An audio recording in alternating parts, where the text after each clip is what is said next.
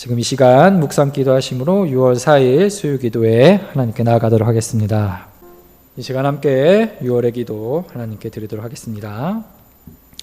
하나님, 6월이 시작되면서 여름으로 접어들었습니다. 날씨도 더워지고 비도 많이 올 것입니다. 장마나 폭우로 인한 피해도 염려됩니다. 하지만 주님이 주신 모든 것은 선한 것이고 그것을 선하게 사용하는 건 사람의 책임이라는 사실을 잊지 않게 하여 주옵소서.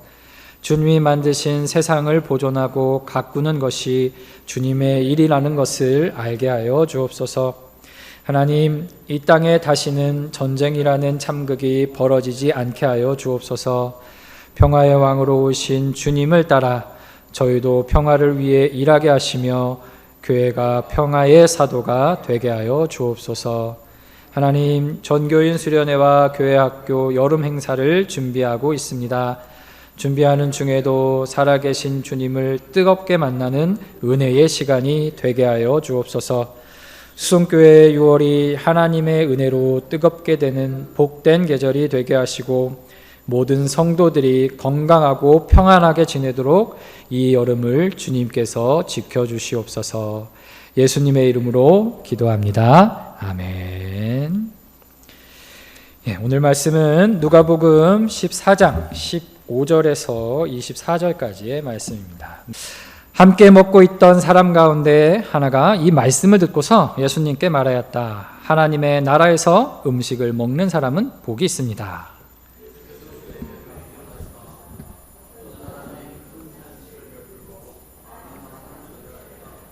잔치 시간이 되어 그는 자기 종을 보내서 준비가 다 되었으니 오십시오 하고 초대받은 사람들에게 말하게 하였다.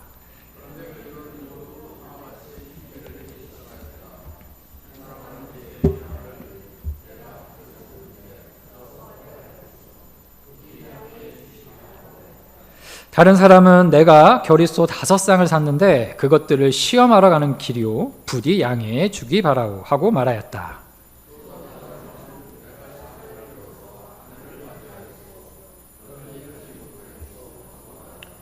그 종이 돌아와서 이것을 그대로 자기 주인에게 일렀다. 그러자 집 주인이 노하여 종더러 말하기를 어서 시내의 거리와 골목으로 나가서 가난한 사람들과 지체에 장애가 있는 사람들과 눈먼 사람들과 다리가 저는 사람들을 이리로 데려오너라 하였다.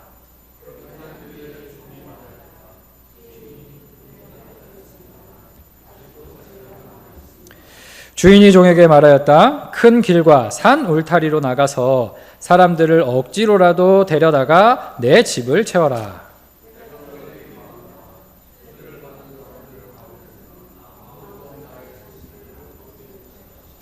아멘. 이것은 하나님의 말씀입니다. 이 시간 큰 잔치의 비유라는 제목으로 함께 말씀을 좀 나누도록 하겠습니다. 오늘 말씀은 예수님께서 식사 초대를 받은 자리에서 하신 비유 말씀입니다. 잠깐 이 이야기를 하게 된 맥락을 좀 살펴보도록 하겠는데요. 어느 안식일에 바리새파 사람의 지도자들 중에 한 사람이 자기 집에 예수님과 사람들을 초청합니다. 예수님은 초대를 받고 그 사람 집에 가십니다. 집에 들어가서 보니까 초청받은 사람들이 모여 있는데 서로 상석을 차지하고 자리 잡겠다고 하는 것을 보셨습니다. 당시 식사 초대 자리에는 상석과 하석이 구분되어 있어서 사회적으로 지위가 높은 사람들은 좋은 자리에 앉고 그렇지 못한 사람들은 이제 좀 안 좋은 자리에 앉는 그러한 문화가 있었다고 합니다. 예를 들면 이제 디귿자형의 식탁이 있으면 디귿자형의 가운데가 제일 안쪽에 있는 가장 상석이고 상석에 앉아서 봤을 때 이 오른쪽에 있는 좌석이 그 다음으로 좋은 자리, 그리고 왼쪽에 있는 그런 자리가 가장 낮은 자리였다고 합니다. 지금도 이런 문화는 크게 다르지 않습니다. 어른이나 이제 좀 사회적으로 지위가 높은 사람, 그런 사람들이 오면 가장 먼저 본인이 누가 얘기하지 않아도 그 상석에 가서 그냥 자리 잡고 앉고 나머지 사람들은 저기 구석진 자리에 이렇게 가서 앉는 것을 그냥 종종 보게 되는데 이때 당시에도 그런 어떤 문화가 있었다고 합니다. 이런 자리가 사회적 신분과 권위를 나타냈기 때문에 아마 사람들이 서로 윗자리를 골라 잡아 앉으려고 했었던 것 같습니다. 이 같은 상황을 보시고 예수님께서는 억지로 그렇게 높은 자리에 앉으려고 하지 말라고 말씀하십니다. 만약 당신이 더 귀한 사람이라면 당신이 낮은 자리에 앉아도 누가 이 잔치에, 이 식사에 초대한 그 사람이 너를 상석에 앉게 해줄 텐데 굳이 뭔 눈치를 보면서 그렇게 자리를 차지하려는 것이냐라고 말씀하시는 것이죠. 그러면서 하시는 말씀이 이렇습니다. 누구든지 자기를 높이면 낮아질 것이요 자기를 낮추면 높아질 것이다 라고 말씀을 하십니다.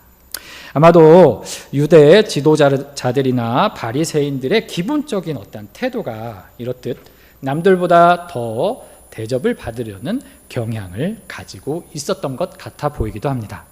그래서 이 말씀의 핵심은 뭐냐? 남에게 대접받거나 남보다 더 높아지려고 하는 너희 바리새인들과 유대 지도자들의 기존의 사회적 통념을 깨고 오히려 너희 스스로가 낮아져야 할 것을 강조하고 있다고 할 수 있습니다. 예수님께서는 이렇게 말씀하신 후에 이어서 자기를 초대한 사람에게 또 말씀하십니다. 사람들을 초대할 때에 내 친구나 내 형제나 내 친척이나 부유한 이웃 사람들을 부르지 말아라. 그렇게 하면 그들도 너로 도로 초대하여 내게 되갚아 내 은공이 없어질 것이다. 잔치를 베풀 때에는 이렇게 갚을 수 없는 사람들인 가난한 사람들, 장애가 있는 사람들을 불러라.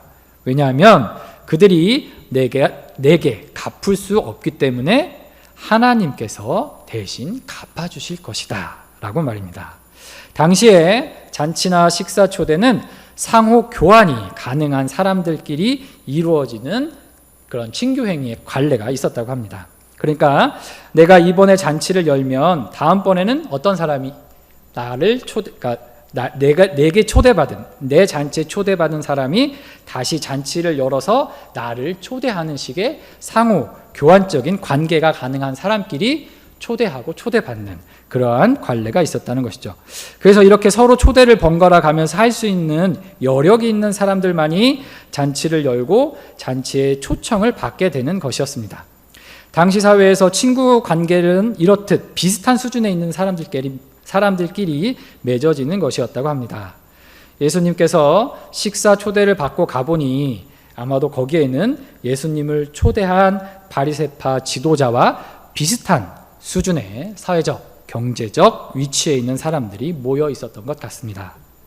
그 같은 상황에서 예수님이 사회적 약자들을 초대하라고 하신 것은 앞서 너희 스스로가 낮아져야 할 것이라는 말씀처럼 너희들이 갖는 사회적 통념을 깨고 사회적으로 힘이 없고 낮은 자리에 있는 사람들에게 먼저 사랑을 베풀어야 한다는 것이죠.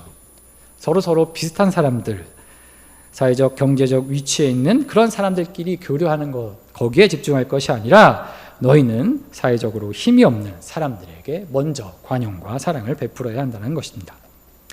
예수님께서는 이처럼 사회적으로 인정받는 바리새인의 식사 자리에 초청받아 참여한 상황에서 그들의 지배적인 사회 통념과 문화를 비판하시고 오히려 너희는 사회 지도자들로서 남들보다 낮아지며 낮은 지위에 있는 사람들을 사랑하고 그들을 돌보라고 말씀하고 있는 것입니다. 이러한 상황이 전개되는 가운데 오늘 말씀이 이어집니다. 함께 먹고 있던 어떤 사람이 예수님의 말씀을 듣고서 예수님께 말합니다. 하나님 나라에서 음식을 먹는 사람은 복이 있습니다 라고요. 예수님께서는 너희가 낮아져야 하고 사회적 약자들을 사랑해야 한다 말씀하고 계신데 갑자기 뜬금없이 한 사람이 나타나서 하나님 나라에서 음식을 먹는 사람은 복이 있다고 말합니다.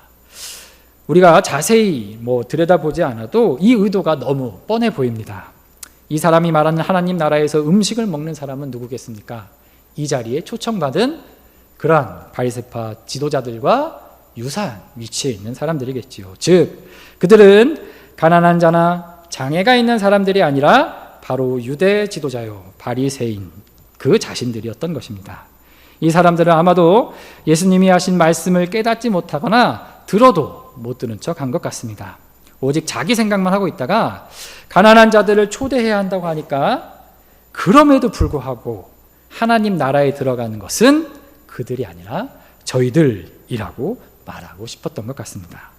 그러자 예수님께서는 그 사람의 의도를 파악하시고 큰 잔치의 비유를 들어 하나님 나라에 들어가는 것은 너희 같은 자들이 아니라 가난한 자, 장애가 있는 사람, 그리고 외국인과 같은 이방인들이 하나님 나라에 들어갈 수 있는 자들이라고 말씀하십니다. 비유의 말씀을 조금 더 자세히 들여다보겠습니다. 어떤 사람이 큰 잔치를 베풀고 많은 사람을 초대합니다. 당시에 잔치는 2번의 초대 과정이 있었다고 합니다. 즉, 첫 번째는 잔치를 열겠다는 것을 미리 알리면서 사람들을 초대하고 이제 참석 여부를 묻는 것이고요. 그리고 두 번째는 잔치가 이제 다 준비된 때에 다 준비되면 이제 잔치에 오라고 다시 가서 초청을 하는 것입니다. 오늘 상황은 두 번째로 하는 초대 상황입니다. 즉, 오늘 말씀처럼 많은 사람들을 먼저 초대하였고 이제 잔치 시간이 되어 자기 종을 보내서 준비가 다 되었으니 오십시오 하고 초대받은 사람들에게 말하게 하였습니다. 우리가 상식적으로 생각해 보면 첫 번째 초청에서 사람들이 그 초대에 응했기 때문에 주인은 잔치를 준비하고 이제 그들에게 잔치가 다 준비되었으니 오라고 종을 보내지 않았겠습니까?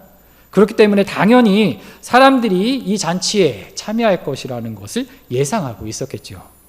그런데 어떤 일이 발생합니까? 초청받은 사람들은 모두 하나같이 무엇을 대기 시작합니까? 핑계를 대기 시작합니다. 한 사람은 내가 밭을 샀는데 가서 보아야 하겠소. 부디 양해해 주시기 바라오. 하고 또 다른 한 사람은 내가 겨릿소 5쌍을 샀는데 그것들을 시험하러 가는 길이오. 부디 양해해 주시기 바라오. 라고 말을 합니다. 그리고 다른 사람은 내가 장가를 들어서 아내를 맞이하였소. 그러니 가지 못하겠소. 라고 말합니다. 잔치에 불참할 수밖에 없는 정당한 이유가 있는 것이 아니라 예수님이 말씀하신 그대로 이들은 핑계를 대고 있습니다. 한 사람은 밭을 샀기 때문에 가서 보아야 한다고 말합니다. 밭을 살 때 이미 그 밭의 입지나 토질이나 여러 가지 조건을 다 확인하고 샀을 텐데 이미 알아보고 산 그 밭의 상태를 살펴보러 간다는 것은 상식적으로 전혀 합당한 이유가 되지 않는 것 같습니다. 다른 사람은 소 5쌍, 즉 소 10마리를 샀는데 그것을 시험하러 가야 한다고 말합니다. 이것도 좀 말이 안 되는 것이 소를 살 때 소의 외견이나 건강 상태 그리고 그 소가 일할 수 있는 능력 등을 고려해서 만족할 만한 수준이나 조건에서 구입을 했을 텐데 이미 소를 다 사놓고 그런 것들을 또 시험하러 보러 간다는 것도 시험하러 가기 때문에 잔치에 참여할 수 없다는 것도 잘 납득하기 어렵습니다. 또 한 사람은 내가 장가 들어서 잔치에 참여할 수 없다고 합니다. 도대체 장가 들어서 뭘 하려고 하는 것인지 그 이유가 정확히 드러나지 않습니다. 장가 든 것과 잔치에 참여하지 않는 게 어떻게 연결되는지 잘 말이 되지 않습니다. 오히려 율법에서는 남자가 장가를 들면 1년 동안 전쟁에 나가는 것을 금지합니다. 그리고 남편은 아내를 즐겁게 해야 한다고 규정하고 있습니다. 전쟁과 같은 위험한 곳에 나가지 못하도록 하였으면 잔치와 같은 즐거운 자리에 아내와 함께 참여해가지고 아내를 즐겁게 해야 할 것이니 장가 가는 것이 잔치에 참여하지 못할 이유가 된다는 것은 전혀 설득력이 없어 보입니다. 예수님은 이 같은 말들을 뭐라고 표현하십니까? 핑계라고 표현합니다. 너무 잘 어울리는 말씀입니다. 이 핑계라는 단어는 헬라어로 간청하다, 거절하다, 회피하다, 관용을 청하다, 변명하다라는 의미를 갖는 단어라고 합니다. 개역개정 번역에서는 이 핑계를 사양하다라는 말로 번역했는데 이 사양하다라는 말보다는 이 새번역 번역의 말씀인 핑계를 댄다라는 말이 더 잘 어울려 보입니다. 그래서 본문에서 의미하는 이 핑계라는 단어는 거절하기 위해 변명하는 행위를 뜻한다고 할 수 있습니다. 우리가 핑계를 댈 때는 주로 어떤 때입니까? 핑계대는 경우는 대체로 자기 잘못을 인정하지 않고 감추거나 책임을 회피하기 위해 또는 자기 정당화를 위해 하는 행동입니다. 잔치에 참석하기 싫어서 자기 책임을 회피하기 위해, 그리고 참석하지 않는 자기 행동이 정당해 보이도록 하기 위해 핑계를 대고 있는 것이죠. 그런데 핑계를 대더라도 좀 그럴싸하게, 좀 다른 사람이 좀 설득할 수 있게, 설득당할 수 있게 그렇게 핑계를 대야 하는데 말의 앞뒤가 맞지 않는 그런 핑계를 대고 있습니다. 어떤 해설들은 이 각각의 핑계의 의미를 부여하면서 하나님 나라의 잔치보다 물질의 소유나 가사, 즉 가정일에 집착하는 태도를 비판합니다. 즉 우리가 물질이나 가사에 집착하지 말고 먼저 하나님 나라를 생각해야 한다는 것이죠. 그런데 가만히 들여다보면 이 핑계가 너무나 말이 안 됩니다. 어떤 구체적인 이유가 있다기보다는 그냥 아무 의미 없이 그냥 잔치에 가기 싫으니까 말도 안 되게 막 핑계를 둘러대고 있는 그러한 상황 같아 보입니다. 이러한 태도는 이유가 중요한 것이 아니라 잔치 자체, 초대받은 잔치 그 자체가 싫다는 것으로 보입니다. 둘러대는 이유는 그냥 말도 안 되는 핑계일 뿐이고 당신이 부르는 잔치 그 자체가 싫다는 것이죠. 이것은 예수님께서 선포하시는 하나님 나라의 초대에는 응하기 싫다는, 그냥 무조건적 예수님께서 말씀하시는 그 복음과 하나님 나라는 싫다는 그러한 바리새인들의 태도를 말하는 것으로 이해할 수도 있을 것 같습니다. 복음이신 예수님의 말씀에 관심이 없고 그 말씀을 거부하는 바리새인들의 태도 말입니다. 다시 비유로 돌아와서 상황이 이렇게 되자 주인은 종에게 말합니다. 어서 시내 거리와 골목으로 나가서 가난한 사람들과 지체에 장애가 있는 사람들과 눈먼 사람들과 다리 저는 사람들을 이리로 데려오너라. 종이 주인의 말을 따라서 한 뒤에 다시 와서 주인님, 분부대로 하였습니다만 아직도 자리가 남아 있습니다 라고 말합니다. 그러자 주인은 큰 길과 산 울타리로 나가서 사람들을 억지로라도 데려다가 내 집을 채워라. 내가 너희에게 말한다. 초대를 받은 사람들 가운데서는 아무도 나의 잔치를 맛보지 못할 것이다. 결국 잔치에 참여하게 된 사람들은 누구입니까? 가난한 사람들, 장애가 있는 사람들과 같은 사회적 약자들이었습니다. 그리고 이방인들이었습니다. 23절에 큰 길과 산 울타리로 나가서 데려오라고 한 사람들은 유대인들이 아니라 유대 민족이라는 울타리 밖에 있는 이방인들을 의미한다고 합니다. 즉 하나님 나라에 참여하게 될 사람들은 처음에 잔치에 초대받을 자격이 있었다고 생각되었던 유대 지도자나 바리새인들이 아니라 가난한 사람들, 장애인들과 같은 사회적 약자와 유대인이 아닌 이방인들이라는 것이죠.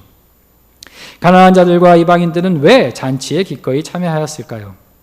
이들은 사회에서 배제당하고 소외당하는 사람들입니다. 호화스러운 잔치자리에 초청을 받을 수 없는 그런 위치에 있는 사람들이죠. 값비싼 음식과 기름진 고기를 먹을 수 있는 상황에 있는 그런 자들이 아니었습니다. 그렇기 때문에 이러한 잔치에 초청받는 것 자체가 얼마나 감사한 일이겠습니까? 그 초대를 너무 감사한 마음으로, 기쁜 마음으로 거리낌이 없이 받아들이지 않겠습니까? 이들은 율법을 지킬 수 없는 상황에 처해 있는 자들로 유대 지도자로부터 죄인이라고 취급을 받는 사람들이었습니다. 이런 사람들이 아무 조건 없이 은혜로 부름을 받아서 잔치의 초대를 받게 됩니다. 이 얼마나 감사한 일이겠습니까? 오로지 기쁜 마음으로 잔치에 참여하게 된 것입니다. 이 사람들은 예수님의 말씀을 기쁨과 감사로 받아들이는 사람들을 의미합니다. 예수님의 하나님 나라 선포를 진심으로 즐거워하는 사람들이라고 할 수 있습니다. 실제로 당시 예수님을 따르는 많은 무리들이 이와 같이 병들고 힘든 사람들이었음을 확인할 수 있습니다. 예수님의 말씀을 구원의 말씀으로 받아들이고 그 초대에 진심으로 응답하는 그런 사람들이 바로 하나님 나라에 들어갈 수 있었다는 것이죠. 예수님께서 이 말씀을 하신 이유는 분명합니다.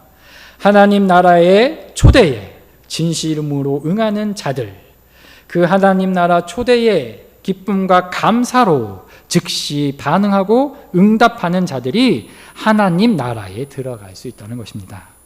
잔치로의 초대는 예수님의 말씀이라고도 볼 수 있을 것 같습니다. 유대 지도자들과 바리새인들은 이러한 예수님의 말씀에 말도 안 되는 핑계를 대며 그 말씀을 거부했습니다. 하지만 가난한 자와 장애인 그리고 이방인들과 같은 많은 무리들, 많은 사회적 약자들은 예수님의 말씀에 귀 기울이며 그 말씀을 진심으로 받아들였습니다. 우리가 구원을 받는 길은 예수님을 믿는 믿음을 가지고 그 말씀에 순종하는 것이라고 할 수 있습니다. 우리에게 주신 귀한 말씀을 받아들이고 그 말씀을 지켜나가는 것이 곧 천국 잔치에 참여하는 길이 되는 것입니다. 큰 잔치의 비유에 앞서 예수님은 식사 자리에 초대받은 상황에서 바리새인들에게 이렇게 말씀하십니다. 높아지고자 하지 말고 자신을 낮추는 자들이 되라고 말입니다. 그리고 가난한 자와 장애를 가진 자와 같은 사회적 약자들을 돌아보고 그들을 사랑하라고 말씀하십니다. 우리 그리스도인들이 하나님 나라 잔치에 들어가는 길은 예수님 초대에 응하는 것입니다. 그것은 예수님의 말씀과 예수님의 삶을 본받아 서로 높아지려는 삶의 태도를 버리고 자신을 낮추는 삶을 살아가는 것입니다. 그리고 사회적 약자들과 나 자신을 구별하지 말고 이들을 초대하고 이들을 맞이하고 이들을 환대하는 삶을 사는 것입니다. 예수님께서는 자신을 낮추시고 이 땅에 오셔서 죄로 인해 죽을 수밖에 없는 우리를 구원하셨습니다. 우리도 이러한 예수님처럼 겸손하게 항상 낮은 자의 모습으로 힘들고 어려운 이웃들을 돌아볼 줄 아는 그런 사람들이 되어야 하겠습니다. 함께 기도하시겠습니다.